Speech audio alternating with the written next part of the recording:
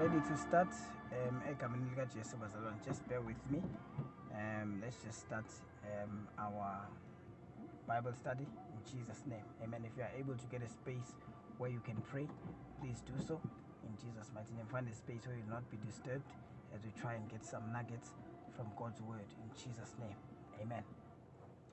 Baba siyabonga egameni lika Jesu Kristu waseNazaretha, inkosi engcwele, inkosi enamandla, inkosi engefaniswa nalutho, inkosi engeke sayilinganisa nalutho. uNkulunkulu wethu onamandla, umphefumulo wethu ulambele wena ebusuku. uNkulunkulu wethu onamandla, umoya wethu uyakudusa, izibongo zakho ziyakuhlala njalo eseyindebeni zomlomo wethu. uNkulunkulu wethu onamandla, uma sibheka osenzele kona osukwini lanamuhla, sigcinile Nkosi, wasivusa. uNkulunkulu wethu onamandla, abanye belidinga leli thuba but bengalitholanga. Those who were in hospitals, oh God, were not able to make it. Those who were sick were not able to make it. uNkulunkulu wethu onamandla, kunabantu abangawutholanga umusa, kunabantu abaphelele umusa, but thina usenzele. uNkulunkulu wethu onamandla, not because of our own might nor power, but because of your love for us. Therefore, mighty God, we give you the honor and we give you the praise. We say, Lord, we are thankful for the gift of life. We thank you for the eyes to see. We thank you for the ears to hear.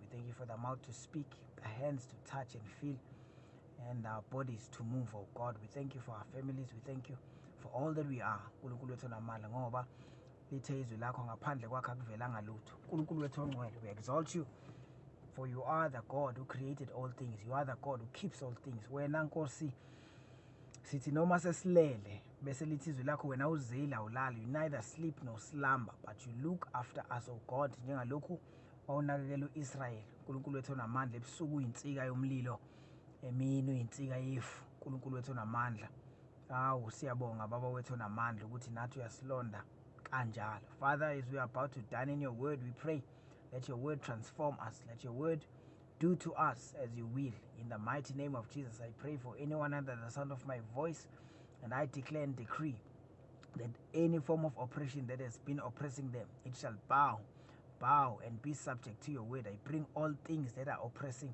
your children to be subject to your word. Your word carries power to uproot, destroy, and nullify all the works of the enemy. In Jesus' mighty name, let your name be glorified. Hallelujah. Hallelujah. Amen and amen. Siyabonga kakhulu bazalwane egameni lika Jesu. Siyabingelela. Siyabingelela ngoba sanda ngena sisuphilile dladla. Siyabingelela Primza, siyabingelela Mbakso kaGumede. Amen. We are here bazalwane. Sincikile ke la emotweni namhlanje because of isimo se-power outage. Amen. But again, we trust the Lord in Jesus' name. Amen. Let me just sort this out quickly.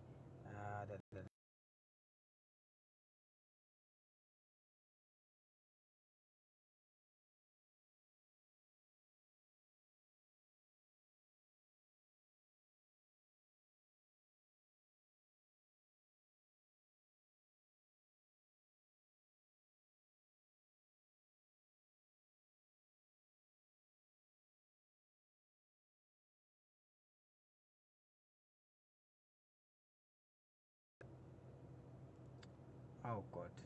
Amen. Right. Last week we were talking about into nje encane, mhlawumbe people might overlook it. Abantu abaningi bangangayinaka, but it's very important. Amen. Besikhuluma ngokuthi lithi izwi likaNkulunkulu, ningavumeli inkululeko enayithola ukuthi ibe yithuba enyameni.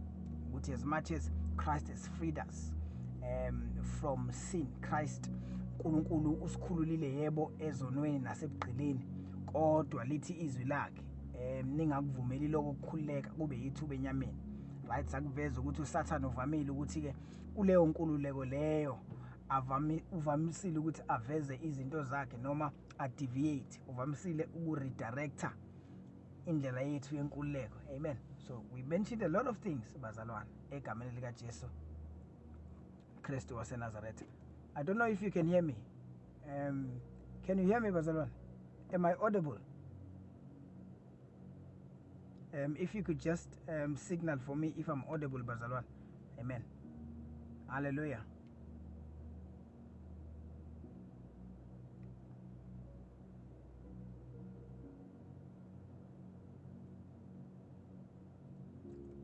Okay. Thank you. They can't hear me. Okay. Yes. So besikhuluma ngalokho last week. Amen. Okay, there was some topic here speaker sethi besizokhuluma ngayo namhlanje, but ke akusenzekanga. Amen. Sesokubona next week. But I just want to continue from there, bazalwane. Amen. Just want to continue from there. Last week la esasigcine khona. Amen. Ukuthi now that we are free, right? Now that we are free, now that sesikhululekile, there's also something that we need to look at. Kune instruction, nama instructions esashiwa now as abantwana bakaNkulunkulu that we always need to adhere to, that we need to take care ukuthi ke siwenze. Amen. Yes. That is what I was meditating on namhlanje. So ispeaker ke sethu sithi masibonke ngeke sisakwazi ukuthi singene. Then I said I'll just come through and share it. Amen. We are going to answer the question ethi, and I'm sure we are going to answer that question ethi, now that we are free, how do we live? Now that we are free, how do we live as abantwana bakaNkulunkulu? Amen. Inkosi uJesu ke ayizanga la ukuzosiconfuse. When the Lord Jesus came on earth ukuzofela abantu akazange ukuzosiconfuse, but he did all things and he made all things clear. La kwakungekho clear khona. Last week I think we spoke about it. Ukuthi ke last week sakhuluma ngokuthi umthetho as much as wawukhona wawunama gaps athize, right? Umthetho wawukhona ukuveza ukuthi umuntu onecala elithize ufanele isijezo esithini, kodwa wawungenayo indlela sometimes yokumbuyisa umuntu. Eminye yayikhona indlela yokuthi umuntu abuyiswe, but eminye yayimrejecta nje yayimcancela. Awuzwa bangabe omunye umthetho uthi makukhona obanjiwe ephinga, right? Ngizokwenza example ngalo lithi iBhayibheli ngelinye ilanga inkosi uJesu bayilethele wesifazane obanjwe ephinga. Uma ngabe lo sifazane ebanjwe ephinga kulethwa yena kuphela, kushiwa owesilisa, right?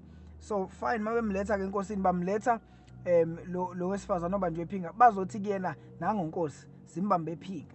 Bazobamba inkosi uJesu ngomthetho othi obanjwe ephinga, he was caught in adultery fanele akhandwe ngamatshe afe.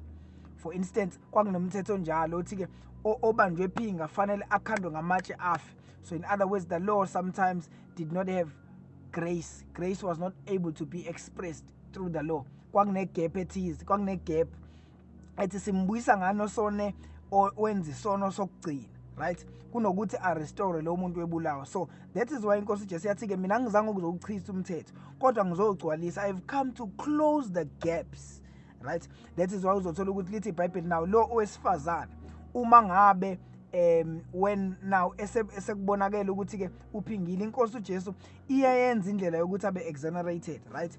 Wapha lithi iBhayibheli inkosi uJesu yabonakala ibhala phansi ibuza ukuthi ithi ongenasono phakathi kwenu nina madoda amangalela lo ongenasono phakathi kwenu, let them cast the first stone. In other words, this woman was now restored. Lithi iBhayibheli laba abantu bonke ababemmangalela babonakala sebengasekho, right? Then inkosi uJesu yambuza lo wesifazane uthi ke, where are your accusers? Baphi laba abangimangalelayo? Mayithi yaqalaza lo wesifazane uyabona abasekho. Usethi ke njengoba engekho nje ukukhondemayo manje, neither do I condemn you, right? Because ayikho into enkosini kahle eyinto yokuthi umuntu ufanele akhondeme, umuntu ufanele alahle. uNkulunkulu akanayo nature yokuthi umuntu akatshingwe ngoba umuntu ngumfanekiso wakhe. But God loves us all, right? But usemshiya ne-instruction ke lo wesifazane usethi ke, now I say to you, go and sin no more, right? Kusukela namhlanje, yes, you are forgiven. Yes, ubanjiwe wonile, yes, but ke you are forgiven.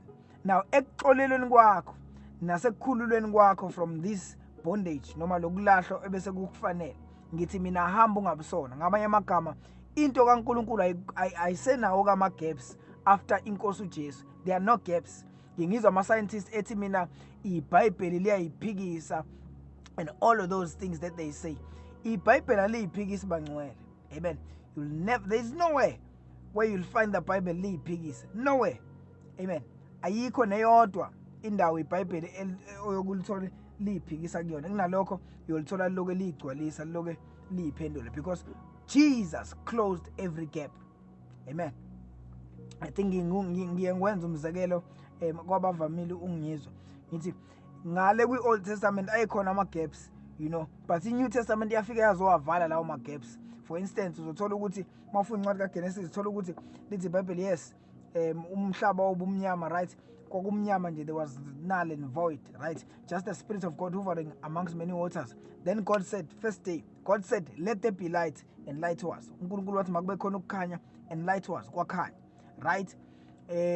Some people might argue because kwakhanya, yes, but then uNkosi kuyimande sizwa lapha ko day 3 kuyimande idala ilanga nezinkanyezi nenyanga, yabona. Omunye angabuza athi bebevamise, in fact bebengabuzi, bebesho bathi iBhayibheli liyayiphikisa, bathi hayi lokukhanya ke kwakuvelaphi uma ngabe ilanga ladalwa ngoverse 3, kushuthi iBhayibheli liyayiphikisa ukuthi ilanga lingadalwa ngo day 3 and all those things. Where was this light coming from? But now when the Lord Jesus came, ngala kwi-New Testament, he came to fulfill, he came to close those gaps, right. Uyayifica nje i-answer yalowo mbuzo ngale kuJohn chapter 1, right. Mangabe sathi eqaleni wayekhona ulizwi wayenguNkulunkulu, ulizwi wayenguNkulunkulu, lapha uyathola futhi lithi iBhayibheli yena lo lizwi wayengukukhanya, right. That word was the light, right. Bese lithi ukukhanya kwakukuye, yabona. So that light that came initially kwakukukhanya okuvela kuye, it was projected from God. So ngizama ukuveza nje ukuthi ayisekho manje into enama-gaps evangelini nakuNkulunkulu, ayikho neyodwa. Uma ngabe usayibona as i-gap, it means usuke ungakalifundi ngendlela efanele, right. Amen. So there are no gaps. So Jesus did not leave us with confusion, right. He gave us instructions, right. Now there is one instruction inkosi ke eshiye now that I want us to talk about namhlanje bazalwane, if you'd allow me, right. Now that we are free, inkosi Jesu ikhuluma something nje random. Mawufunda incwadi kaJohane isifundo sesanamhlanje sithola khona John chapter 13 verse 34 to 35. Uthi, a new commandment I give to you. Sethi ke nami ke senginika umthetho omusha. Kule mthetho eminingi emingaka beninayo nami ukhona ke ngifika nawo omusha. Lo wami ke uzothi, love one another as I have loved you. Cela ukuphinda futhi, a new commandment I give to you, that you love one another as I have loved you. Kusho inkosi uJesu, right. That is what I want us to talk about namhlanje, right. You don't talk about now that we are free, now that sesikhululiwe ezonweni.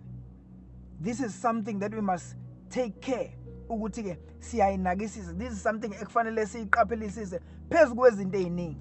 Amen. Ama-instructions inkosi uJesu yashiya nawo. Amen. Because wafika wazokhipha ejokeni lalinzima wasinike lula. His cross is lighter than ours, right. Ingakhathi sithabathe sakhe. Amen. Okay, right. There's a commandment that we need to focus on, a commandment that we need to live by, the commandment that says we have to love one another as I have loved you. Uti now if you look at the scripture, Uti, there is a new commandment. Uti, it's a new commandment that I give to you. Amen. Some people might argue, omunye angazibuza athi yinjani lento ayisho la, to love one another, ngoba ikhona into ecishibe nje ezweni. Yes, if you read the book of Leviticus chapter 19 verse 18, ikhona ngithi le mthetho loya kuma commandments, right. Umthetho othi love your neighbor as you love yourself, right. So musha kanjani lo mthetho wenkosi uJesu? How is this commandment new if ukhona umthetho nje? Mhlambe let's start by observing that ukuthi musha kanjani indaba inkosi uJesu ithi lo mthetho musha. Why is the Lord Jesus saying this is a new commandment? What is new about this? Because God has said it before that we must love one another. Ushilo what? Love your neighbor as you love yourself. Amen. What has changed? Now, amen. If you pay attention to these two things as fun, the first one, under the law, why it said, love your neighbor as you have loved yourself. As you have loved yourself. Ngala uti, love your neighbor, or love one another as I have loved you. So there's a difference. What has changed? The standard has changed. The point of reference has changed. Right? But standard. I'm saying the standard has changed. The standard of loving has changed. Kune standard esithize inkosi uJesu kahle kahle ayezoshiya naso ukuthi ke ngiyasibona lesi standard ebeninaso. Let's take it a step further, because leseni standard sine error ethize samba short. Amen. What do I mean? What do I mean? Before better love your neighbor as yourself. Njengalokhu uzithanda wena. Shuthi standard ebekufanele uthande ngaso umakhelwane noma uthande ngaso omunye umuntu ile standard ozithanda ngaso wena. Shuthi as much as you are able to love yourself, that is how much you were allowed to love omunye umuntu. Right? The new commandment ithi ke istandard esisha sokuthanda umuntu, umunye umuntu umthanda ngendlela inkosi uJesu amthande ngayo noma athande wena ngayo. Amen. The standard changed. Amen. Because less is ne error. Ayi bazalwane. We know ukuthi uma sithi sizama ukuthanda abantu ngamandla ethu, we fall short bazalwane. Yazi ukumthanda umuntu akunyomfe, akulimaze, ulima luphela, right? Now because the Lord Jesus saw ukuthi there's an error there. Wayijika lento, because your love might fall short, but uyazi ukuthi mangabe standard ushintshile, wamthanda umuntu njengaloko ethandwa uye, you will not fall short. Ngisho uthi fall short uzowela somewhere. Kunento eyayisho uthisha wami we-maths waka grade 10 ayivamisa ngisho wathi no, wayevamisa ukuthi aim for the stars, wayethi aim for the moon, so that when you fall somewhere in the stars. Yabona, shuthi standard sakho must be extremely high, so it's noma ushwebe kodwa uwele somewhere still phezulu. Yabona, ungaweli phansi, kunokuthi uaim la kuwe, aim to yourself, then uwela phansi. Yabona, so that is what the Lord Jesus was changing. Mawunotice wayevamele ukushintsha standard semthetho eminingi. Wawumuzwa ngelinye ilanga athi nizwile kuthiwa iso ngeso, right? Umthetho lo wawukhona yebo, but usethi nje bese fike eyishintsha lonto, ayinika istandard esisha, athi nizwile kuthiwa ungaphingi. But this is what I say to you, he always changed the standard. Yabona, he always changed the standard. Ilonto nje inkosi uJesu eyizela ukuzoyenza ukuvala ama gaps bese yashintsha istandard ngoba lesomuntu siyafeyila. Yabona, meyithi nizwile kuthiwa ungaphingi, but mina ngithi obuke owesifazane amkhanuke ufana nosephingile, ufana noselale naye, because wayezo addressa lento ukuthi umthetho sometimes ugcina addressa lokhu kwangaphandle, but ungayi address i-heart issue. There were heart issues. That man, I don't know what happened, but the Lord Jesus addressed those things in Jesus' name. Amen. So the standard changed. You no longer are allowed to love umuntu ngendlela ozithanda ngayo wena, but now we have to love umuntu ngendlela athandwe ngayo, as I have loved you. That's what the Lord Jesus is saying in this verse. Amen. Love your neighbor, love one another as I have loved you. It is no longer self-measured, it is Christ-measured love. So the difference now, the love that you are meant to love abantu bankulunkulu ngayo must be measured through him. I-measurement esisebenzisa i-measuring tape kankulunkulu hayi yomuntu. Amen. The love now is not self-measured, it is Christ-measured. Amen. So Jesus did not upgrade the rule. Akafikanga wazoshintsha umthetho, but he upgraded the standard. He just gave an upgrade to a lot of standards ebesi now. Amen. Now, what does as I have loved you mean? Isho ukuthini lento? Amen. Yilonto nje ngizokhuluma ngayo bazalwane, then bese siyahlukana. Now, ithi inkosi uJesu ke now, abantu bazalwane, it's high time sibathanda ngendlela abathanda ngayo yena. Yabona? Because noma ngathiwa abantu banama mistakes amangakanani, bayal deserve uthando. God, our God is a God of grace. Amen. I'm talking about this because we are in a season of love. Yes, I know most people celebrate Valentine's, some do not. But since it's a season, abantu abakhuluma ngayo ngothando, we might as well engage in such a topic, ekhuluma nje ngothando. Now the standard sothando lokuthanda abantu izwi elisinika lona lithi you love abantu ngokwestandard kaKristu. Amen. What does the Bible say when Jesus says, as I have loved you? Isho ukuthi lento asiyibhekisisa, si-interpret ukuthi kanti yena umuntu umthanda kangakanani. Right? Kanti uNkulunkulu usithande kanjani? Kanti linjani uthando lenkosi uJesu kithi? Now mangabe if you read the word, now mangabe ufunda la you read the book of Romans, mawufunda encwadini yabaseRoma chapter 5 verse 8. Uthi he loved us while we were still sinners. Ngamanye amagama istandard sikaKristu sokuthanda umuntu, awumthanda umuntu ngoba perfect. Awumthanda umuntu ngoba ekwenzele kahle. Awumthanda umuntu ngoba enza kahle phambi kwakho kuphela. But umuntu nje umele ukumthanda noma ona. That is what Jesus is saying here. Lithi Bible, Romans 5 verse 8, he loved us while we were still sinners. Ngamanye amagama, the new commandment says, you love your neighbor. Noma ngathi usahluleka, you love your neighbor. Noma ngathiwa usanako ungakuphathi kahle. But inkosi uJesu amazulu alindele wena ukuba umthande. Nevertheless, because Christ loved you. Nevertheless, ngiyamthanda ngoba uyayipersonalize. Ngisasindiswa abazalwane. Sasindiswe ngesikhathi ke esi-critical. If you remember, by the time igenge elisindiswe ngo-2012, lalisakhona levangeli eli-strict ngempela, yabona. Into eyayi-dangerous ngaleli yavangeli lalinawo umkhuba wokuthi likwenze ube self-righteous. Uzibone mawukuthi uphokophele emngcweleni, uphila umngcwele, uzibone nje kuwena wedwa ophila umngcwele. Abanye abantu bengazazathi abaphila umngcwele, yabona. So lalinento yokuthi lisenze sibe self-righteous, yabona. Self-righteous. Mawuhlangane nomuntu nomzalwane okholwayo umthanda uNkulunkulu but osabuya hluleke, abuya bamba amantombazane here and there, nemabuya osahlule utshwala. Lo muntu lo wawunendlela ethizo ombuka ngayo, because ngikhumbula indlela esafundiswa ngayo ukufakaza. Ngithi kwakuthiwa yisho ukuthi uyasinyanya isono, yabona.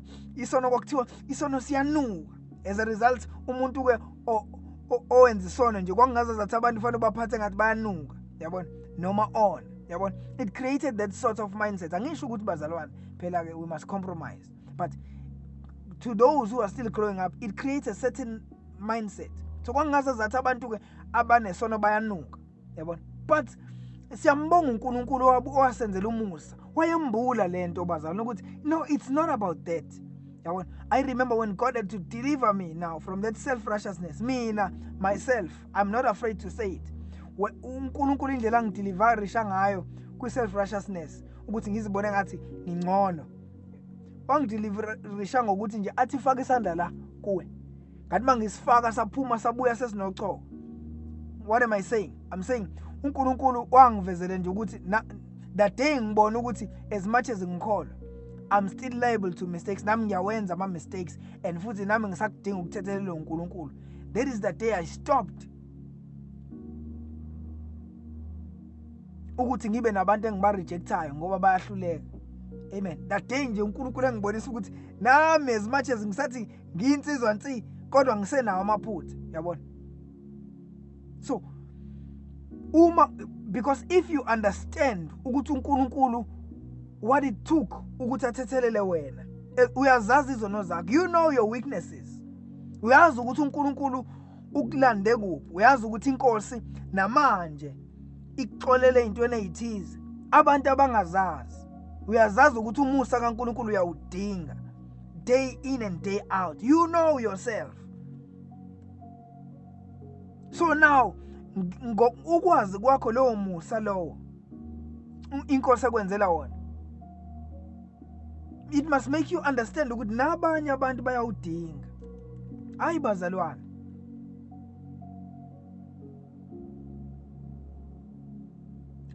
siyawudinga lowo musa ukuthi siwuveze nakwabanye abantu. As you have received grace, so do other people deserve that grace. Amen.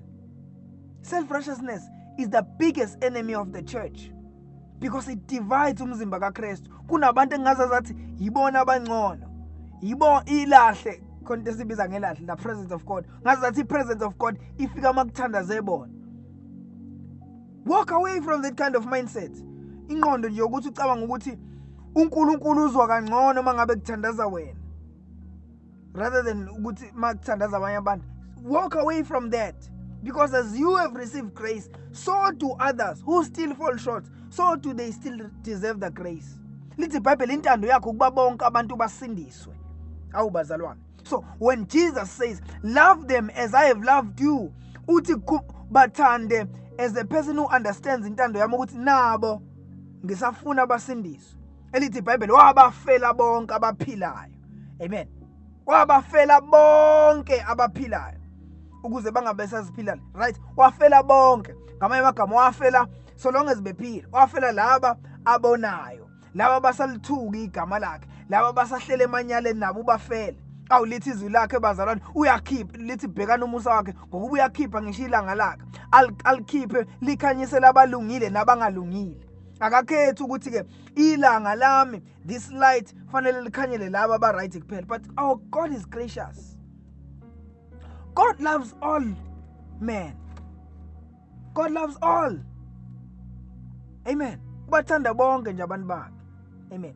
It's just that ke ama privileges ahlukayo. But thina njengabantu asebesemseni, abangenile emseni, thina okwethu ukuthi sinxusele laba abangakawufumana umusa, noma bangakafinyelele ekulazini iqiniso nasekuphileni eqinisweni. That is all that is required from us. Hayi ukuthi siba reject. Yes, the book of John chapter number 1 verse number I think 11 and 12. The Bible says, kepha bonke abamamukelayo wabapha amandla ukuba bathiwe ngabantwana. Yes, we've been given the right to be called abantwana bakaNkulunkulu. Abantu abane right nje ukuthi babizwe ngabantwana bakaNkulunkulu yilabo abamamukele. So it's a wrong statement esithi sonke singabantwana bakaNkulunkulu. Amen. But in a way si right futhi. Yabona. Okwethu kodwa ukuthi sibanxusela abasasemanyaleni. You love them as Christ has loved you. Because inkosi iyakuthanda wena usayona. Ikuthanda wena usayona. Awugcini nje ngokona uzonele kodwa wona ngisho yona. Because sometimes you defile your body. Remember umzimba wakho, lithi iBhayibheli kanazi yini ukuthi imizimba yenu iyithempeli likaNkulunkulu lapho kuhlala khona umoya ongcwele. In other words, lo mzimba lo okuwona i-property kaNkulunkulu. Right? But sometimes we sin against our bodies. Ngokwenza izono, especially lezono lezi the fornication, right? And then we defile our bodies, right? Sihlukumeza ngisho umoya ongcwele efana hlale kuwona. Sithathe lo mzimba lo kuhlala kuwona umoya efana kuhlale kuwona umoya ongcwele. So uyise emanyaleni, sometimes uyise emaclubini, sometimes uhamba uyowulalisa nomfana.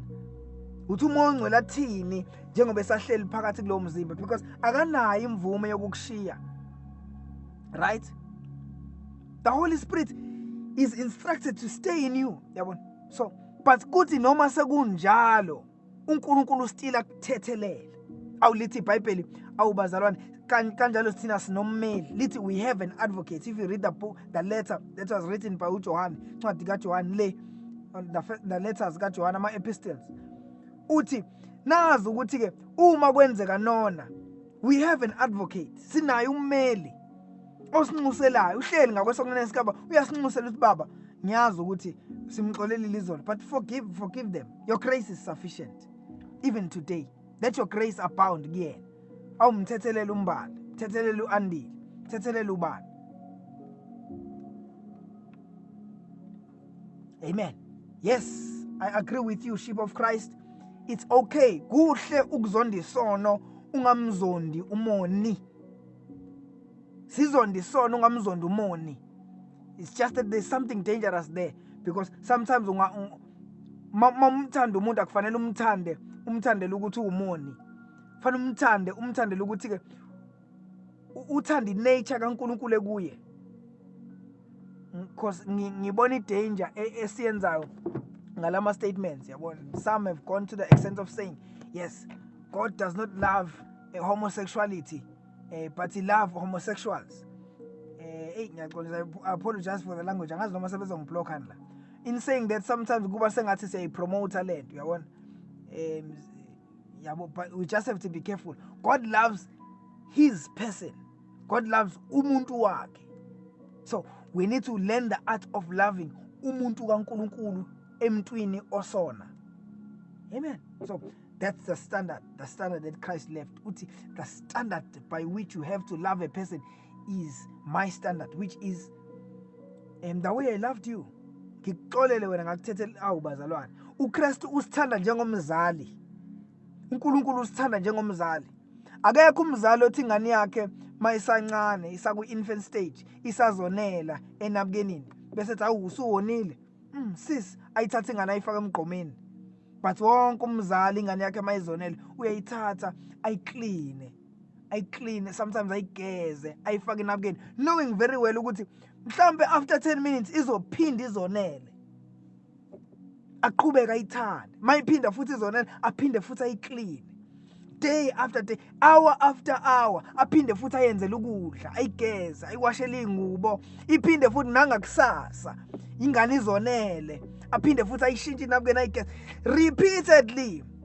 Akasho ukuthi akekho umzali othi ayisengikhathele manje athathe ubhusha athi ngizokunqamula izinqa ongizokwenza ini ukuze ungaphindi izonele. But every parent uyamthanda nje umntwana wakhe. Oh, I need to start this car now. Amen. So that is the standard by which Christ loved us. Akayeki, akakhathali ukuthi umusa wakhe awehlisele kithi. His grace is abound. Amen. And he says that is the same standard that which you need to love others. Amen. Akakhathali thina. Sometimes zimase zisinetha kakhulu sithi siyamduba. Zake zakunetha izinto uzufile ngathi ungayiduba lento yokukholwa. Hey mina bazalwane, I'm sorry, I'm not perfect. Zike zingehlele, zike zanginetha kwaze kwanjalo. Amen. Kwacaca ukuthi kodwa umusa wakhe awuvumi nami. Amen. Zike zehle kube njalo ukhale uzuyeke. Yabona? Uzuthi inkosi ngiyayeka. Ukuphi kanti? Yabona? Akuthande ngisho usumphika, usumbone ngathi akekho. Ukhohle ukuthi lo moya usebenzisayo kumbuza ukuphi. Uniko uye because you were not in control. Khohle ukuthi that very day ombuza ngayo uthi ukuphi. Ubungazovuka kanjani? Ubungazi ukuthi uzonamathisela kanjani umphefumulo wakho la within your body. Akekho uthi mayelala akhumbuza amaphaphu akho ukuthi keep breathing. Akhumbuza inhliziyo ukuthi keep pumping. But uNkulunkulu with his grace keeps your heart pumping. Usulele unconscious. Yabona? But we forget all those things. Sivuka ekuseni sithi wena Nkosi ukuphi? Ngifa. Why kunje ukhona? Ayishutha ukho. Sometimes we deny his presence. Yabona? NjengoPeter ngelinye ilanga inkosi yasho yathi wena usazongiphika wena. Lingakakhali ngisho iqhudu uzongiphika kathathu. Wamphika ngempela. But uNkulunkulu womusa, we hear him. We hear uNkosi uJesu sibuyile sivukile sithi hayibo wozani sohlangana. Babizeni bonke ningamshini uPeter. Khohlwana mina nginendaba ukuthi usephinde ungiphikile. But ningamshiyi naye umusa wami umanele. That is the standard by which Christ loved people. Amen. This means love actually is not a response.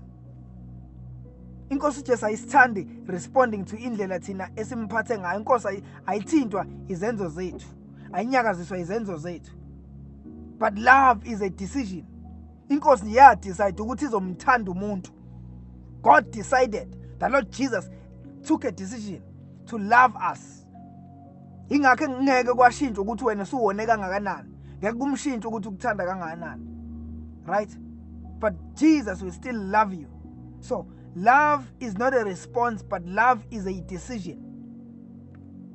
The Lord Jesus in this verse is teaching us that you need to decide, make it your decision, make it your personal decision. Akube isinqumo nje ukuthi umuntu uzobathanda abantu.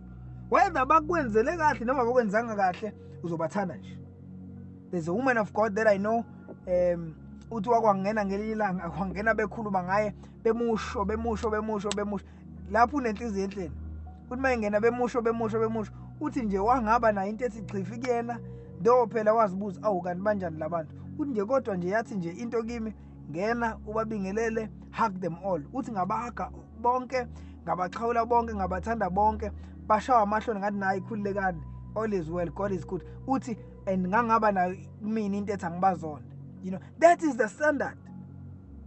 When you have decided ukuthi nje mina ngizoba umuntu onothando, that is how you must love people.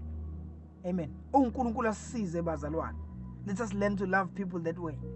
Amen. So the Lord has been teaching me this thing throughout usuku ukuthi awu love is a decision, not a response. Mawufunda incwadi kaLuke chapter 23 verse 34. Uthi lapha uthi baba bathethelele abakwazi abakwenza usho bayamshaya usho bafuna ukumkhipha umphefumulo unje baba bathethelele. That is the standard by which Jesus loved us. Amen. He forgave while bleeding. This means sometimes, yes, abantu will cause you to bleed. How bazalwane? People will cause us, bazasilimaza, say bleed. But even when you are bleeding because of them, love them, forgive them, pray for them. This is not easy. So easy to say. It's very easy. But when it comes to doing it, it's not easy. But it is still the standard that which the heavens expect us to live by. uNkulunkulu asisiza asifundise ukubathanda abantu sesopha left right and center siyingozi siyimanxeba awulithi iBhayibheli wayengasabhekeki lithi nombani bamthifela ngamathe lithi babemthuka besho yonke into ubathande sebekuthuka ubathande sebekusho ubathande bekushayela ukuthi kwakona uyabathanda and forgive them. That is the standard of love that is needed. Yesterday at church, my father was talking about loving like God. What we need to love like God. Fanele sifunde ukuthanda like God. Amen. Yes, that is the standard that which we need to love people by. Mafunda incwadi kaJohn chapter 13 lapha inkosi uJesu ke ibageze inyawo. uJesu, the Lord Jesus, ukhetha ukuwasha abafundi inyawo. Right? You read that whole chapter because ithanda ukuba yinde kancane. Right? He served the very same people abawasha inyawo. Abanye babo bampika babaleka bamshiya babe ngasabonwa ngwanebethelo. Sometimes you have to love people abakushiyayo mase useyinkingeni. Love them. Ungavumi inhliziyo yakho ishini. Ungavumi ungene esihogweni ungenela ukuthi kunabantu nje abakushiyile ususenkingeni. Love them regardless. Bathande sebekushiyile. Just understand the kind of person they are. Ukuthi lo uyilo luhlobo nje oluthi mase kushubile lubaleke. So ngizomthanda enjalo. Lithi iBhayibheli wabageza inyawo. Bezomshiya.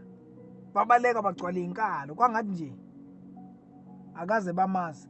But the Lord Jesus loved them. Amen. So love them. So loluthando, this love of Christ, this standard inkosi uJesu eyasipha sona, this love, number one, is sacrificial. Sifundisa ukuthi uthando liya sacrifice. Number two, uthando lo unconditional. I used to argue this thing and say his love is conditional, but no, it's unconditional. Number three, this love is forgiving.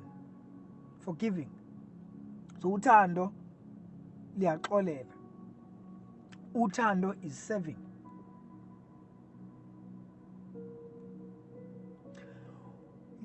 Have you noticed that love is proven the most when the time is not conducive? Love is proven the most when it is not convenient. When the situation is so inconvenient, that is when love is proven. Amen. uNkulunkulu akadidiswa nje noma akaxhoshwa ukuthi abantu sibathanda ngoba besipha ama present.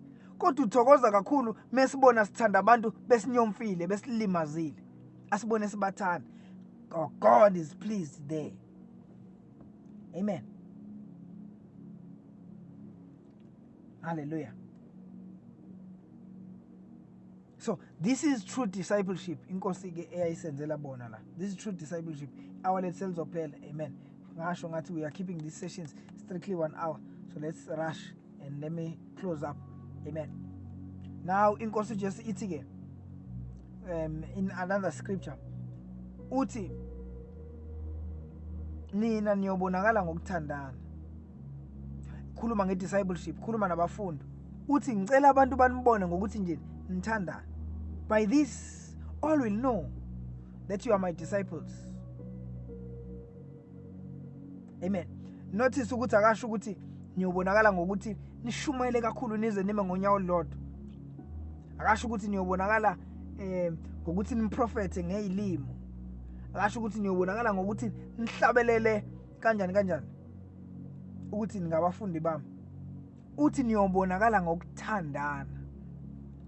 Amen. Mafundi incwadi yabaseKorinte bokuqala chapter number 13 isihloko sakho sithi ukudunyiswa kothando. Kuyakhulunywa lapha kuthiwa noma ungakhuluma ngezilimo eziningi noma ungahlabela noma ungaprofeta noma ungathini zonke lezi zinto ezibukeka zipowerful, kodwa uma ungenalo uthando uyafana nensimbi ekhencezayo. 1 Corinthians chapter 13. Ukuprofeta kwakho is you are a useless prophet.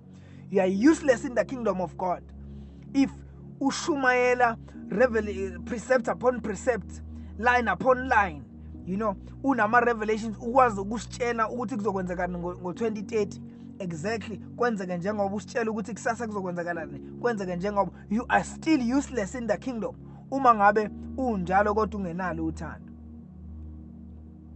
Uma ukwazi ukukhuluma ngezilimi zase-Italy, ngezilimi ezenza ukuthi inwele iqonde, ngezilimi mhlawumbe ukuthi uma ukhuluma ngezilimi kuphele 7 hours, lithi iBhayibheli you are still useless uma ngabe unjalo kodwa ungenalo uthando. Ungathandaza ama-hour 24 hours, you are still useless in the kingdom if ungenalo uthando. Lithi iBhayibheli uyafana nensimbi ekhencezayo. 1 Corinthians chapter 13. Amen. So without love, those things, they profit nothing. So let us go out and love abantu benkosi. Love one another. Ngiyalithanda iBhayibheli because malithi love one another likhuluma nje lithi niqala kulabo baseduze kwakho. Masithi labo baseduze kwakho asisho labo bakwenzela kahle kuphela. Nakulabo bakunyomfana, labo baseduze kwempilo yakho ababhizi nje bakulimaza. Love them. Have practical acts of love. Uthi lo ngizoke ngimenzele ukuthi umazi kahle ukuthi uyakuzonda. Mazi kahle ukuthi akakufuni. Ibhlungu lento inzima. Mangabala nje izimo umuntu abhekane nazo these days. And still you have to love those people. Yabo. Love them.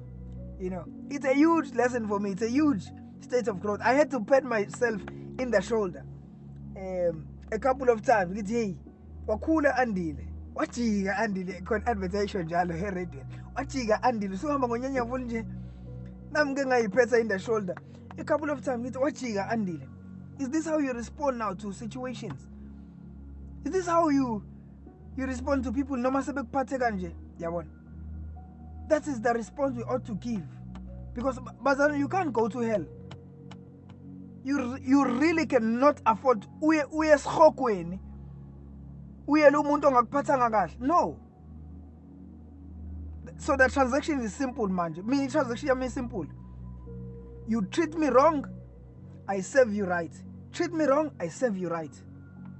Ngileyo ATM nje. You treat me wrong, mina into ezophuma kuzophuma imali. You punch the wrong pin kuzophuma imali. That is the standard I give. I've decided ukuthi ngizokwenza njalo. Amen. I have decided. Amen. So let us be like that, bazalwane. Spiritual maturity is not measured by power or your gift. It is measured by your love. Immaturity yako, let me repeat this. Immaturity yako, your spiritual maturity, asizukuyibona ngokuthi uhlabelele kuwabantu phansi, ayizuvela ngokuthi ushumayele ama-revelations awu-17 per minute, ayizuvela ngalokho ukuthi ushumayele izinto ezisikrek ukhakhayi, but your spiritual maturity is measured by how you love others.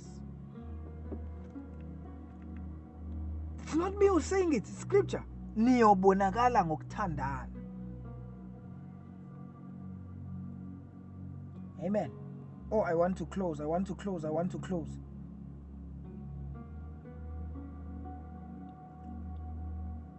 Why does this matter, bazalwane? Why sikhuluma ngale nto?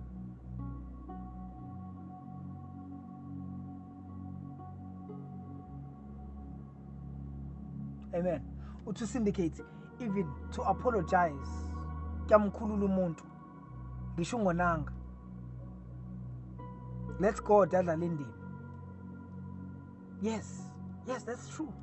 Sometimes ukumthanda nje umuntu ngoba ubone ukuthi lo uonile, yazi ungonile, kodwa ukuze angayisihogweni ayelele sona senze kumina, ake ngimxolele, ake ngihambe ngithi kuyena, I forgive you. Let me be the bigger person. Sometimes being the bigger person means usindisa lo muntu angayisihogweni. It's yes. Uthi Masantshika has a source. No, you have to. Because now, this is what happens. If forgiveness is like this, if forgiveness is a release from you, apology is a release. When you do an act of apologizing, you are releasing a person, because sonke isenzo esibi esenziwa kuwena siba like umthwalo, right? You remember, a grudge ihlala kuwe. It dwells in your spirit, it dwells in your soul. That is why some people will get sick. I was once leading a home cell last year. The Holy Spirit was leading me to go to this house, go to that house, go to. Sometimes God would tell me about those people. So once upon a time, then we ask,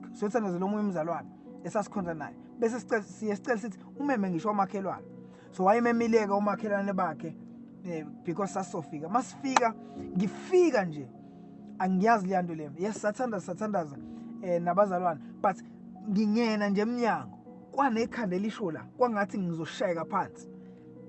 Sathandaza, I remember siyathandaza, siyahlabelela, senza yonke lento le nanti ikhanda liyasho.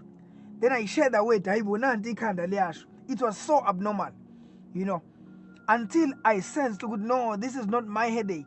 It's a headache ekhona la. Khona umuntu onaleli ikhanda. Bese ngiyasho. In fact, angizange ngisho ngithi khona ophethe ikhanda, ngavele ngathi, Father, I pray for this headache. Leli ikhanda leli. We pray for healing. Washuma malapha ekhoneni kude. Wathi awelami lelo khanda. Wathi awusiyabonga Nkosi. Elami lelo imo ophethe lelo khanda. Selingiphathe iminyaka. Wakwambona umuntu ophethe ikhanda iminyaka. Wathi selingiphathe iminyaka. Wayichaza ke indaba yakho, wathi mayichaza bazi, oh, I was so broken. Mayichaza indaba yakho, kunabantu ababulala umntwana wakhe. And uphila impilo ebuhlungu ngoba uyababona usuku nosuku, justice was not done. So uthi ngiyabazonda ngempilo yami yonke, but now ukubazonda kwakhe kugulisa yena. Uhlale phethwe headache usuku nosuku, uhlale ekhala inyembezi usuku nosuku. So now unforgiveness noma igrudge iklimaza kanjalo, uyabona. So when you apologize, ngisho ungenzanga wrong, you release, you make a release. Lento esuke umthwalo, you release it from you, because igrudge is very toxic. Mhlambe soke sikhulume ngegrudge one of the days, how toxic it is. Igrudge injengokhula. Ukhula livamisile ukuthandela, lufike liminyanisa izinto. You remember when the Lord Jesus says, kwaphuma umhlwanyeli eyohlwanyela imbewu, enyawela enyawela ngisho emeveni. Igrudge iba njengameva emphefumulweni wakho. Ifika iminyanisa izinto zikaNkulunkulu, ungakwazi ukukhula kahle. Sometimes ungakwazi ngisho ukwamukela izwi, because sometimes soniwa ngisho abantu abashumayezayo. Now mangabe one umuntu okushumayeza, fanele uvuke the next Sunday mhlambe or the next day umfice eshumayela epulpit ukwazi ukudla izwi likaNkulunkulu. But mangabe une grudge against that person, igrudge yakhe iba njengameva. aminyanisa izwi likaNkulunkulu ugcina ungezwa lutho alishoyo. Uyabona? So that's why we have to forgive, because when you forgive you release them. Usukususa lameva. Yabona? Yes, man of God. It hinders spiritual growth. Ususa meva. Ukuze ungabi nalutho. You have to do it. You have to. I'm one of the people futhi ngiyazi kahle. I'm one of the people ababethi ngangixolisele mina into engayenzanga. Amen. Kuyahlupha nje, because sometimes kwenza abantu baku-undermine, but you have to do it for the sake of, I can't go to hell mina ngenxa yomuntu owone mina bese kuyamina futhi esihogweni. Have you noticed ukuthi futhi umuntu mayekonile engazi ayikakuve phila kamnandi? Hamba uthola ukuthi usolwandle uya-enjoya, you know, life is good. Ababruke ey'ndaweni ezimnandi wena ubhizi la utholele wakhuluma kabi nami wangikhomba ngomuntu. You'll go to hell because uzonda lo muntu lo that Christ loved. Ukuzonda kwakho umuntu, kuzonda kwakho umuntu, when you hate a person, right? Usukufana nomuntu otshela inkosi uJesu ukuthi mina ngiyayizonda into oyithandayo. Usukutshela inkosi when you hate a person, you are making a public declaration ukuthi you hate umsebenzi kaNkulunkulu. Ufana nomuntu okhahlela inkosi eyincijini. Because remember, this very same person that you hate, Jesus has loved. Ibhlungu yabo lento le bazalwane ngiyayisho kulula ukuyisho. Thank you so much for the gifts. Thank you. I appreciate you, Apostle. Amen. So ngiyayisho lento kanje ayilula. It took a lot of work even for the Lord to teach me this thing. So ngiyazi kahle, I know it's not easy, but let us learn to forgive for our sake, for your sake, for the sake of your soul. Forgive. Amen. So why does this matter? It's because the world is so divided, Bazalwan. The culture is angry. The world is full of angry people. Even the church is full of angry people. The world is divided. The church itself is divided. It needs abantu who are going to be sowing seeds of love. Let us be those candidates. uNkulunkulu udinga abantu azobasebenzisa nje to sow seeds of love. God needs people abazothanda labantu abasonga endlini yakhe, babathande, bababuyise. Now mangikhuluma ngokuthi uyamthanda umuntu ngisho esona esasendlini kaNkulunkulu, yes, you need to love that worshipper osona who still sins, but ukumthanda kwakho means sometimes fanele uyenze indlela kodwa phela yokumbuyisa. Yabona? Because fanele umthande ngendlela yokuthi awukhondoni lento ayenzayo. Yabona? Be a strategic believer, be a wise believer. That's why the Bible says be wise as serpents, but nibe mnene njengamajuba. If we had time bese ichaza lento ukuthi lisho ukuthini umthanda kanjani umuntu onjani. Yabona? Mhlambe I can just a little bit, right? Angithi awukwazi ukumsola umuntu ongakazi umkhombisa ama acts of love. Sometimes mhlambe you see a sister, uyambona ukuthi ayi ulula nje. Mhlambe let me talk about a brother, ngingathi a sister. You see a brother ukuthi akudlula iskate, akudlula lutho kuyena. Uyakhonza yamthanda uNkulunkulu, kodwa manje una umkhubo okuliphoxa ivangeli ngoba nje akudlula iskate phambi kwakhe. Mhlambe you are not close to this person. Find ways ukuthi uqala uzisondeze kuyena. Angithi uyamthanda, umthandazele, yes. Of course it's a given, you pray for them. But then uzisondeze kuyena, show them acts of love, ba compliment, yabona. Befriend them, be close to them. Right? Ngenkathi usu close to them, but uba close ngendlela yokuthi uloku umletha ekuthenini ugcina uyitholile indlela nentuba yokuthi ukwazi ukumcorrecta angalimali, ukwazi ukuthi mawumsumcorrect angalimali, angadubi. Yabona? Be strategic, man. The fact that the Bible says you must love your neighbor as you loved yourself, ayisho ukuthi phela isiwula. Be wise. Nendlela o-apply ngayo uthando, ul-apply nge-wisdom. Ayi, bazalwane. Jesus loved, or in fact God loved nge-wisdom. uNkulunkulu usithande nge-wisdom thina. God was strategic. Thina sazi ukuthi uthando nje uyamtshela umuntu I love you. But kodwa iBhayibheli wafunda incwadi kaJohn chapter 3 verse 16 lithi ngokuba uNkulunkulu wathanda izwe kangaka wazwanikela ngendodana yakhe. Awu, God was so loving in to the extent yokuthi yena weza ngestrategy, lento yothando wayiqhamukela ngestrategy. Ukuthi naku ngilahlekelwa abantwana bami ngizoza nestrategy sacrifice. So love is strategic. Masithi love your neighbor, sisho ukuthi be blind nawe iba isiwula. No, be strategic in your delivery. Waliletha uthando yebo emhlabeni kodwa waliletha ngenye delivery. Sacrificial love. Love is sacrificial. Bese yokhuluma ngalokho if we had more time. Because love means sometimes you have to sacrifice for those you love. So, konakele bazalwane. The culture is angry, the church is angry, people cancel each other quickly, and all those things. Do not be that person. Ngiyabona la an image epostwayo ngaphandle kuma status ike yatrenda nje le season. Image yokuthi khona lo owashutha an aerial shot isithombe nje sinabantu abaningi ngazi bebehamba edolobheni elithize. But umuntu nomuntu lapha ovelile esithombeni uvezwe inkinga yakhe ukuthi lo uxoshiwe emsebenzini, lo uhlukene nenkosikazi yakhe, lo ushonele, lo unjani bonke inkinga nje zabantu bese kuveza umuntu oyedwa la ukuthi this is you phakathi kwabo bonke labantu. So funda manje ukubathanda abantu because you don't know what they are going through.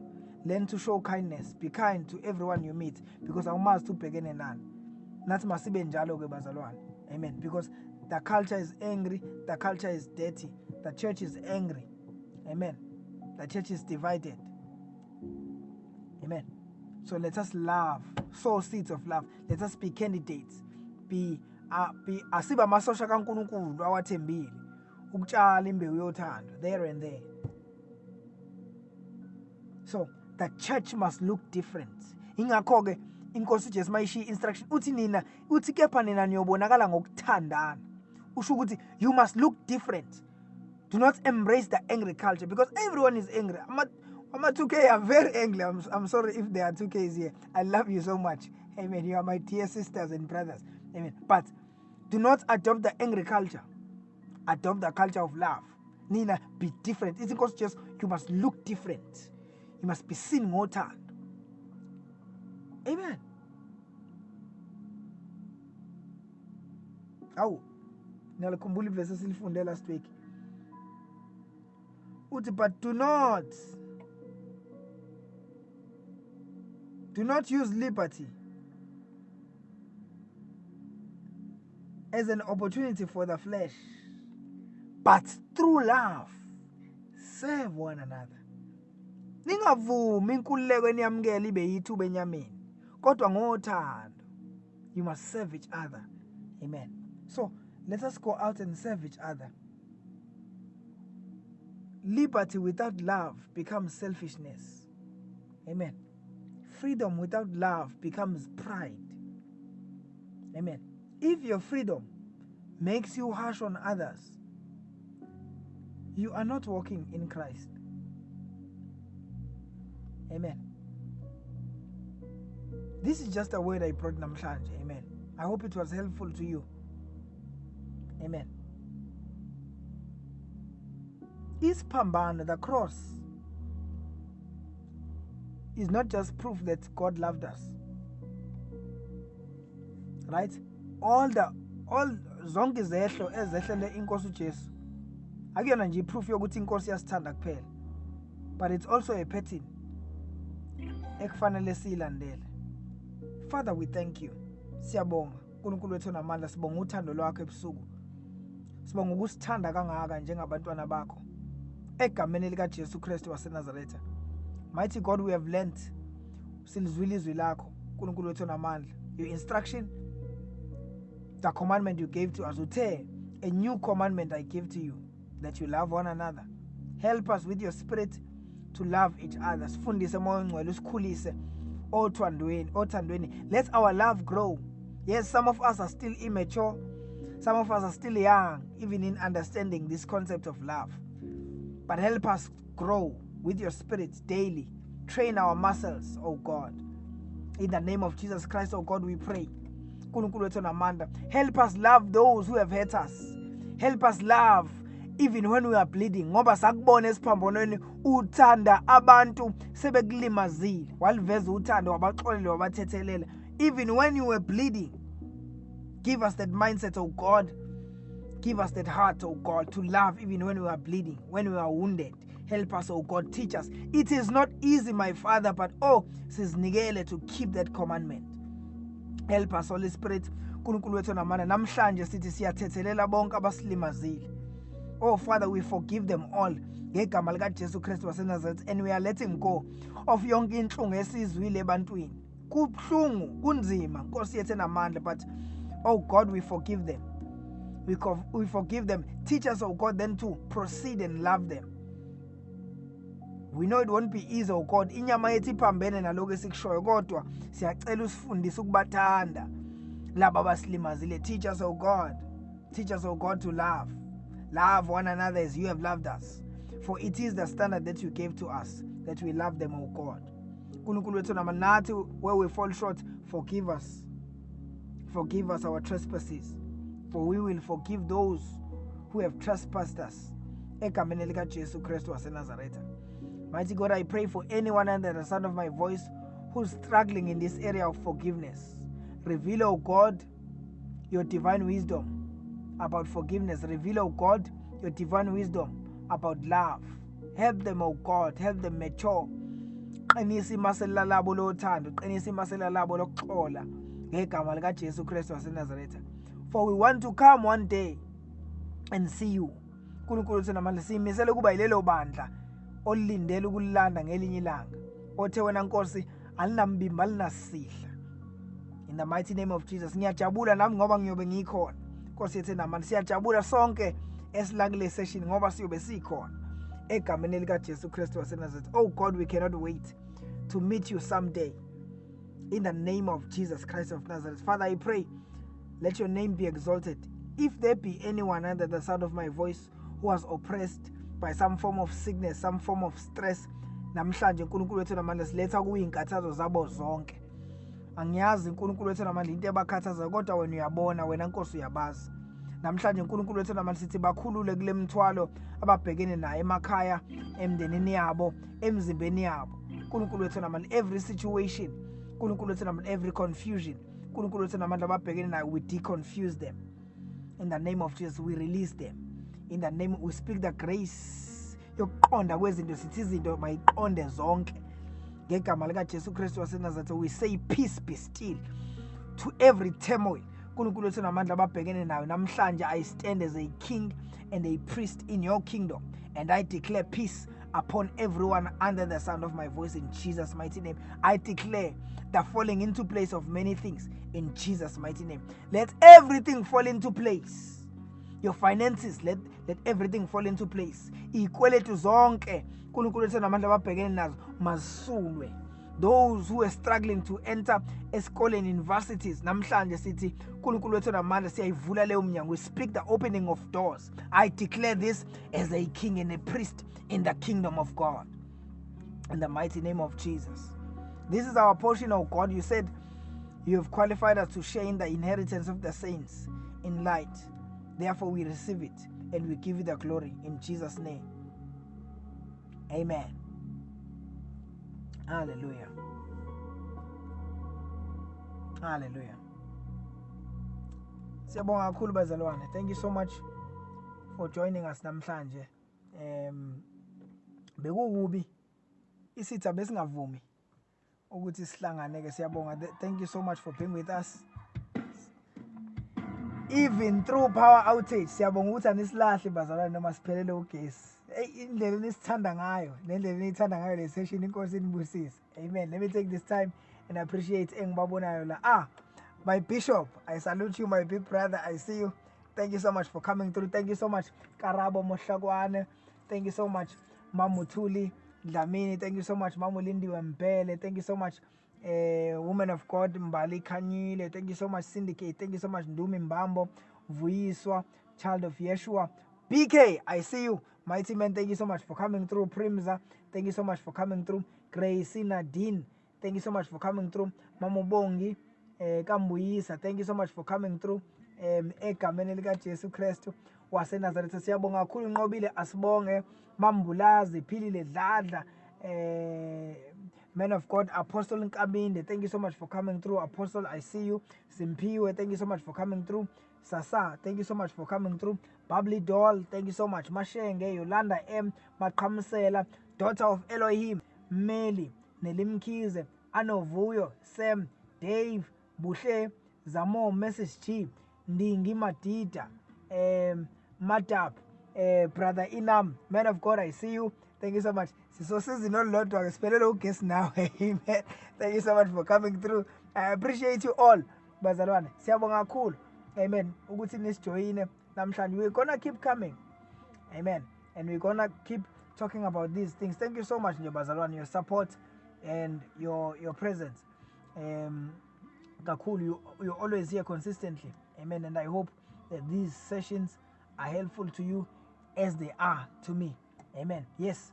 May you also have a productive week, Mambulazi. Thank you so much for that. I wish a productive week to you all. In fact, we declare a productive week to us all in Jesus' name. Amen. God has been faithful. Sazonilethela nje ubufakazi bami one of the days bazona inkosi yenza inkosi yinhle. Amen. Iloku ngimangaza this year. Amen. And I pray that ngathi nganimangaza nani throughout your year in Jesus' name. Amen. Siyabonga kakhulu nje. I appreciate you. Thank you so much, Apostle, my father. Thank you so much, Babu Mkabatele, for being here. I see you. Amen. I honor you. I can't wait. We are coming to Joburg. Bazalwane, if you're in Joburg, from Mhlaka 26, I will post like TikTok. Amen. Bengingakayiposti, but we post like TikTok. Amen. We are coming to Vosloorus for umthandazo. Ibandla libe munye. Under the theme ethi Munyu Mzimba. We are coming to Vosloorus. Amen. I will post our details la. So if you are around Joburg from the 22nd of February, amen, until Omhlaka 28, we are there. Amen. In Joburg. So please, if you are around Voslo, come through. In Jesus' mighty name.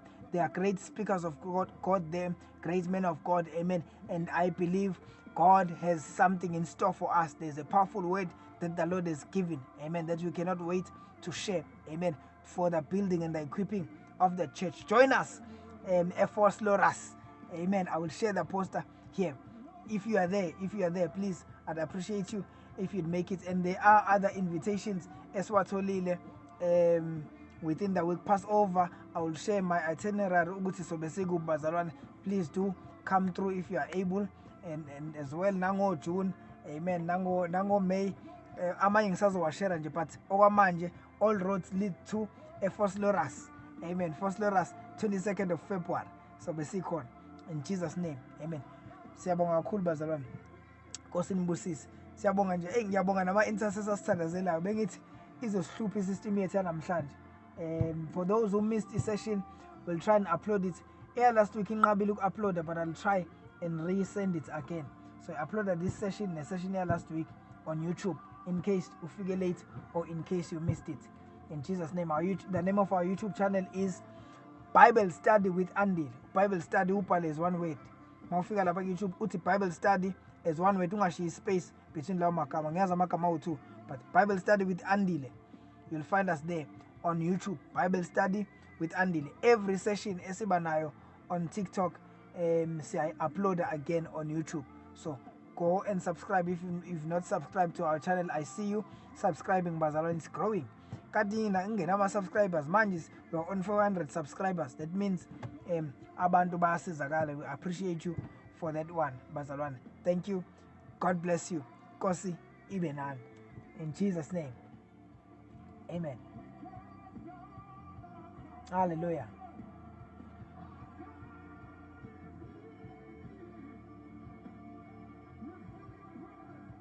Kunabantu engakwazanga bamention. If in case athi ngibona imeze khona ngidm la manje uthi wayengamemezanga igama lakhe ku TikTok, hayi bazalwane, ngiyaxolisa kakhulu, amagama ayashesha la.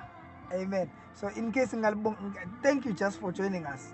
noma ngingasalibizanga igama lakho ngikathi sengibonga bazalwane, amanye ayashesha, so angikwazi ukunibona nonke, but thank you so much for joining us. Inkosi nigcine. Have a blessed night in Jesus' name. Amen. I see you, Zoe. Hello, Zoe. Zoe Sinets. Amen. Thank you so much for coming through. Mazul. Inkosi kubusise. Jesus' name. Amen.